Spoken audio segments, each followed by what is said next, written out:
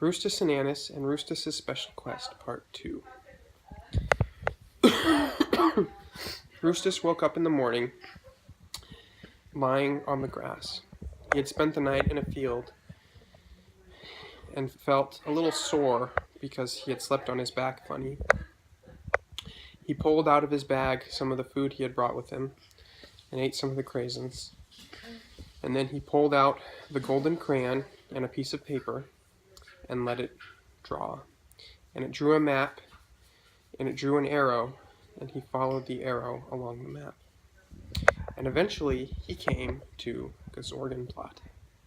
Now Rustus had never been to Gazorgenplat before. Of course we know that Lala had, but Rustus had never been there. And he was interested because it was a different type of terrain than he had ever seen before. Terrain means the type of land. Like it could be mountains or it could be a forest. That's what terrain means. And Gazorgenplat was a prairie.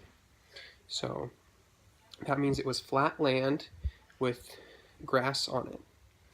And he came to the middle of Gazorgenplat and there was a rock, a big rock.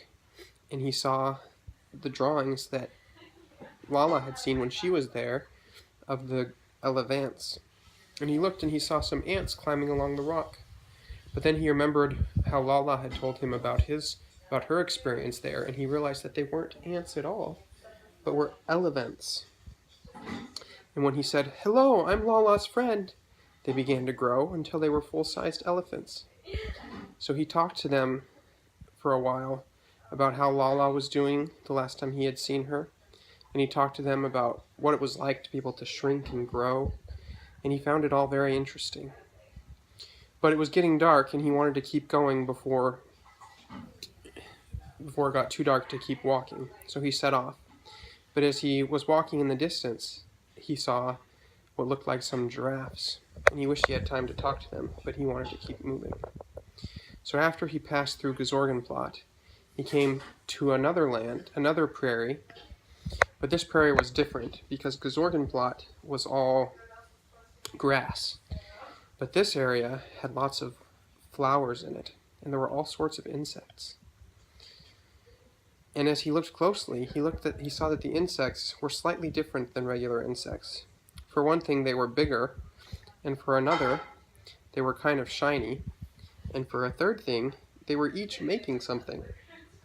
There were bumblebees that were making cheese. So he decided to call them bumblebrees, because brie is a type of cheese.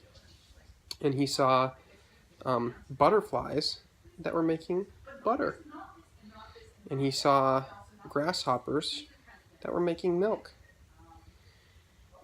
And he thought, wow, this is such an interesting place. Except one was making yogurt. Oh, you're right. The grasshoppers were making yogurt, not milk. And he said, wow, this is such an interesting place. I think I'm gonna call these things dairy bugs. And he gave each of them a name. He called, like I said, the bees the bumblebrees, and he decided to stick with butterfly for the butterflies because they were making butter. And he called the grasshoppers yogurt hoppers. And so he stayed the night there, and he sampled each of the foods that they were making.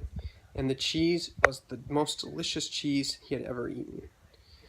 And the yogurt was really good too. And he had some bread in his backpack that he put the butter on and found it quite delightful. Do you know what delightful means? It means it made him feel really happy when he ate it.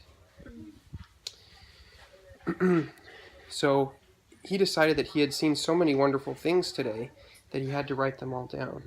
So he took his notebook out of his backpack and started writing about the elephants and about the dairy bugs. And he drew a picture of each of them, and he wrote about the taste of the different things he had eaten. And he said, well, if I do nothing else on this quest of mine, I'm at least going to write about everything I see so that I can remember it. And then he put his backpack away and put the golden crayon in his backpack and closed his eyes and went to sleep. And that's the end of part 2.